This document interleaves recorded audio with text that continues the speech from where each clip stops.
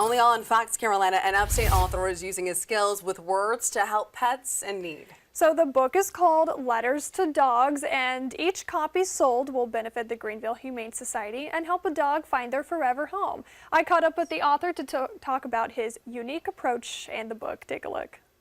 Your excitedness does not go unnoticed in the neighborhood, and there are social media pages popping up dedicated to your unique hobbies. Meet Ryan Donald, a local author and advocate for shelter dogs. Letters to Dogs, it's designed to be a funny, humorous book, just to different dog personalities.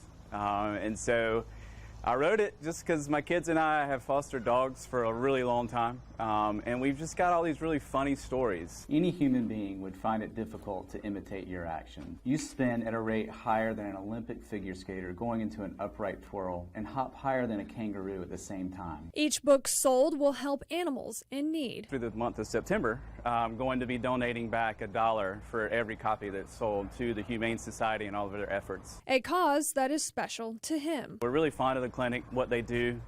Their reach within the Southeast is really something that we enjoy and we appreciate, being a no-kill shelter. Leaving no mailbox, tree, lamp, post, fire hydrant, bush, or flower bed untouched. The Greenville Humane Society says efforts like this mean so much. The Greenville Humane Society doesn't receive any state or federal funding, and so support like this means even more. And the book is a staff favorite. Actually, our entire staff has read the book, and they think it is fantastic. It is kind of a casual piece. It's really a fun read, and the fact that it's going to support our homeless animals makes it even better. Bringing smiles and support, one page at a time. To give people the opportunity to just have something fun. To have some laughs and enjoy reading through it for all ages. I love that story. It was so much fun to do, and you can grab a copy of Letters to Dogs at the Mass General Store in downtown Greenville, and you can even buy it on Amazon.